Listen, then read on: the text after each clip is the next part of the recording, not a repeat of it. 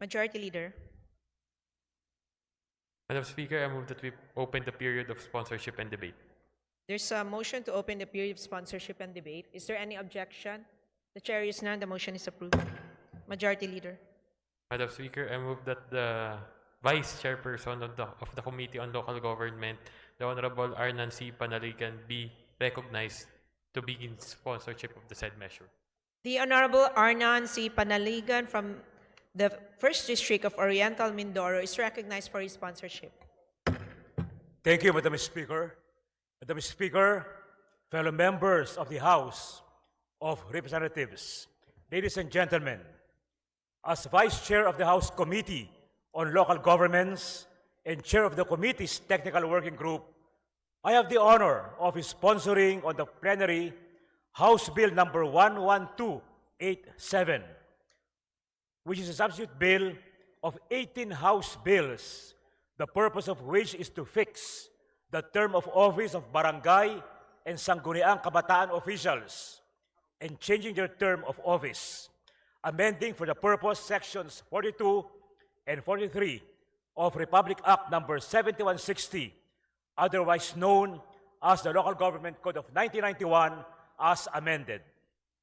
The said bills were thoroughly discussed at the committee level and at the technical working group. We invited resource persons from various relevant agencies to hear their views regarding the proposed legislation, such as the Liga ng mga Barangay, the National Youth Commission, the Sangguniang Kabataan National Federation, the various local government leagues, the Department of the Interior and Local Governments, and the Commission on Elections. After the committee and TWG meetings, we came up with a substitute bill, the one before us today at the plenary, and the corresponding committee report. The salient features of the substitute bill are as follows. Number one, the term of office of barangay and sangguniang kabataan officials shall be 6 years. Number two, the election of the barangay and sangguniang kabataan officials shall be held on the second Monday of May, beginning in the year 2029. Number three, the term of office of barangay officials shall be a maximum of 2 consecutive terms. And number four, the term of office of sangguniang kabataan officials shall not be more than 1 term. I want to stress, Madam Speaker, that by fixing the term of office of the barangay and sangguniang kabataan officials to 6 years, their election will never coincide with national and local elections. In so doing, we will be able to prevent and avoid the holding of 2 elections in a single year, thus minimizing huge budgetary expenses and also reducing too much politicking that happens in case of frequent elections or political exercises at short intervals. The substitute bill also moved the conduct of the barangay and sangguniang kabataan elections to May from October upon the recommendation of the Commission on Elections. There is practical wisdom in doing so. October is a typhoon season. Just last October, we experienced 4 typhoons in a single month. School buildings are usually converted into evacuation centers during typhoons. Thus, the conduct of elections on that period might interfere with disaster response measures of the local government units. Furthermore, the summer months coincide with the school break when the classrooms would be available for the polling exercise, and our school teachers are free to act as election officers. A longer term for barangay and sangguniang kabataan officials would also have salutary benefits. The barangays serve as the basic political unit in our scheme of government. The barangays are the primary planning and implementing unit of the government. They are at the front line in service delivery. peace and order maintenance, disaster mitigation and response, environmental management, and other vital governmental functions. If the barangay officials will be given a longer term of office, we can develop a core of well-trained, well-experienced, and skilled leaders at the grassroots level, free from the pressures and vagaries of constant politicking. The barangay officials can focus on their responsibilities as community leaders and promote the welfare of their constituents without being distracted by electoral considerations.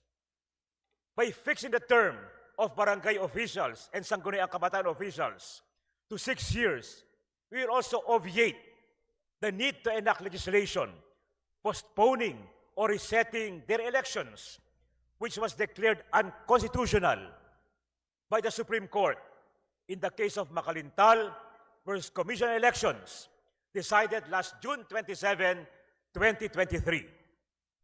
I want to stress, Madam Speaker, that in enacting this proposed legislation, Congress is not postponing or resetting the barangay and Sangguniang Kabataan elections. Neither are we extending the terms of these officials, for that would be constitutionally untenable as pronounced by the Supreme Court in the Makalintal case. Instead, in this proposed legislation, Congress is fixing with definitiveness the terms of barangay and Sangguniang Kabataan officials, which, in the determination of constitutional boundaries, is a power clearly and exclusively allocated by the fundamental law to Congress. As stated in Article 10, Section 8 of the 1987 Constitution, the term of office of elective barangay officials shall be determined by law. The bill fixing the term of office of barangay and Sangguniang Kabataan officials is therefore within the constitutional prerogative of Congress. For this reason, I believe that this proposed legislation can withstand any constitutional challenge. In view of the foregoing, Madam Speaker, the approval of House Bill number 11287 by this chamber is earnestly requested. Thank you, Madam Speaker. Thank you. Majority Leader.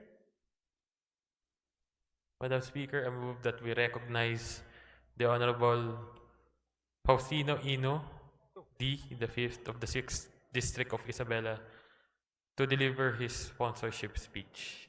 The Honorable Faustino Ino D is recognized for his sponsorship speech. Thank you, Madam Speaker. Madam Speaker, firstly, we have crafted this bill in accordance with the guidelines set forth by the Supreme Court in the cases of Makalintal versus Comelec and Hidalgo versus Executive Secretary.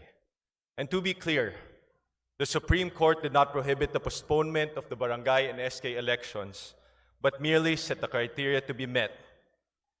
Kaya naman po, Mr. Speaker, masaya po ko ngayong araw at sa wakas. May pagkakataon na tayo may ayos ang term of office ng barangay officials by allowing them to serve for 6 years, limited to 2 consecutive terms, and limiting SK officials to 1 term only. Mr. Speaker, ang panukalang batas na ito ay malapit po sa akin dahil ako po ay nanilbihan dati bilang barangay chairman at naging former national president ng Liga ng mga Barangay.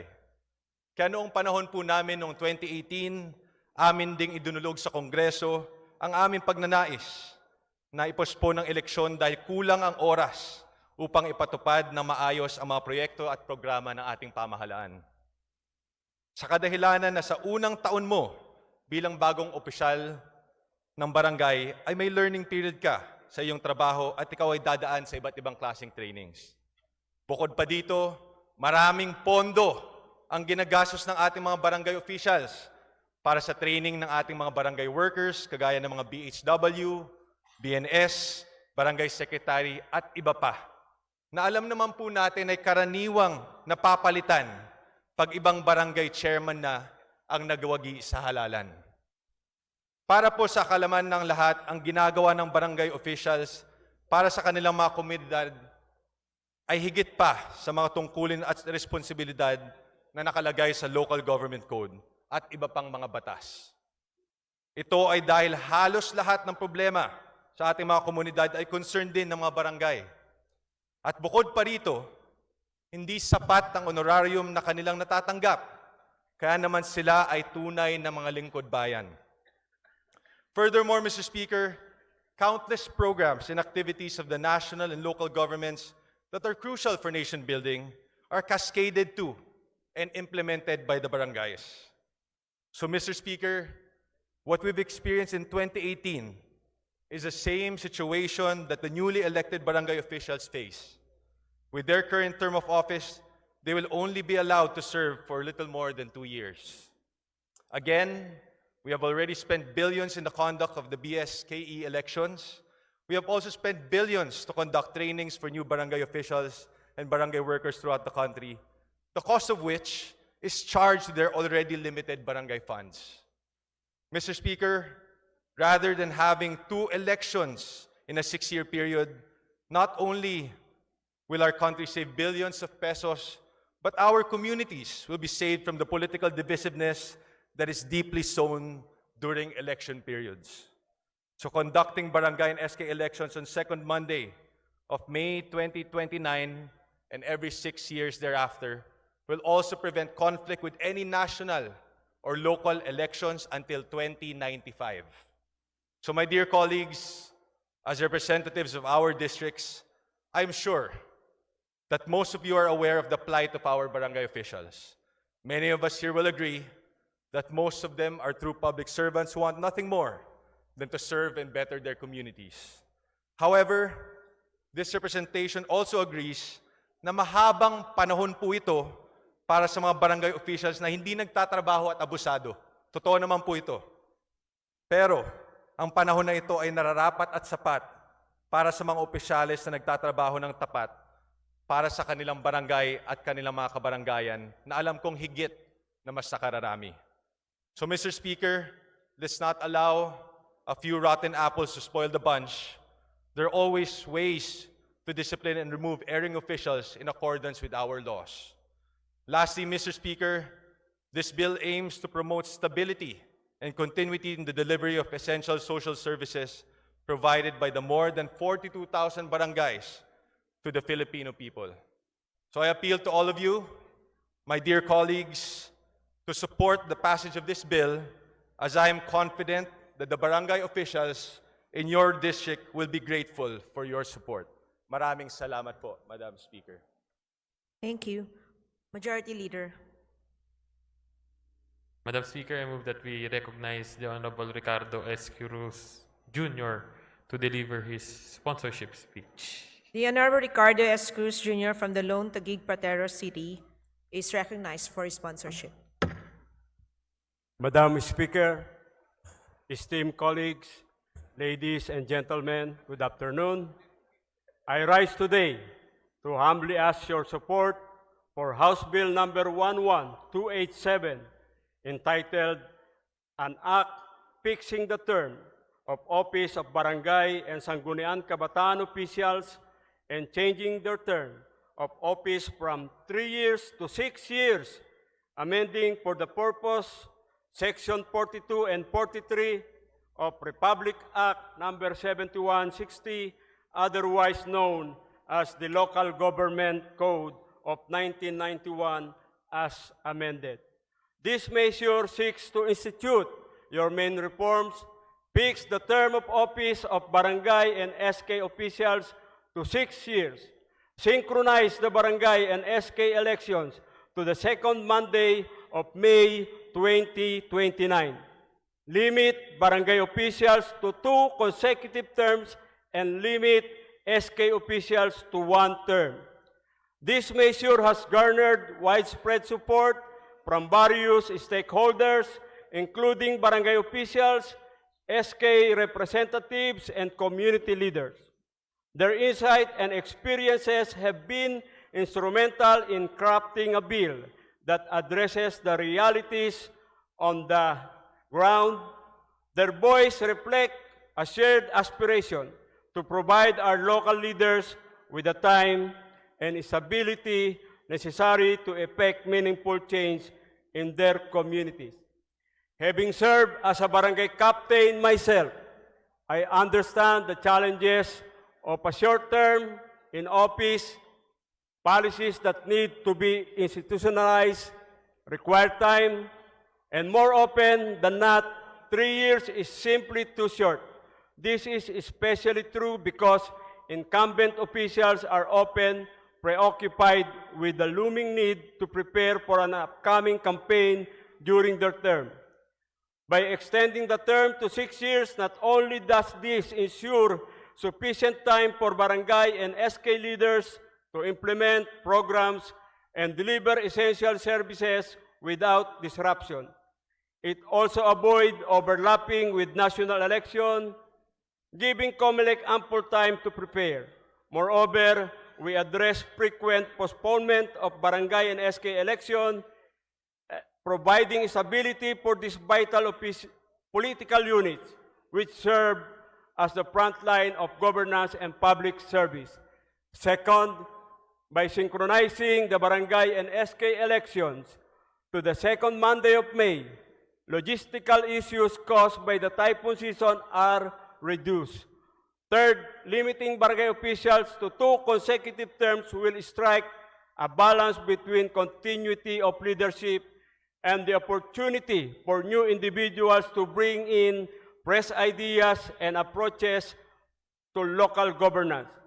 This measure aims to prevent the prolonged consolidation of power by a single individual, mitigating risk of political complacency or abuse of authority. It also aligns with democratic principles by encouraging leadership turnover while maintaining stability for a sufficient period to implement programs effectively. The limit ensures accountability and responsiveness by requiring officials to learn the trust of their constituent anew after their tenure. Lastly, the single-term limit for SK officials ensure a dynamic rotation of young leaders, allowing more individuals to gain leadership experience and contribute to community development. This measure fosters inclusivity as more youth are given the chance to serve and develop their skills in governance. Additionally, the one-term limit encourages SK officials to maximize their limited time in office to implement meaningful projects, thereby instilling a sense of urgency and responsibility in serving their peers. This is a step in the right direction. Isang reforma ito, pero madami pang reforma ang dapat gawin. We urge this 19th Congress to support this measure for a more stable, more effective, and more accountable grassroots governance system that truly serve the people. Thank you, Madam Speaker. Majority Leader. Madam Speaker, I move that we suspend consideration of House Bill number 11287. There's a motion. Is there any objection? The chair hears none. The motion is approved.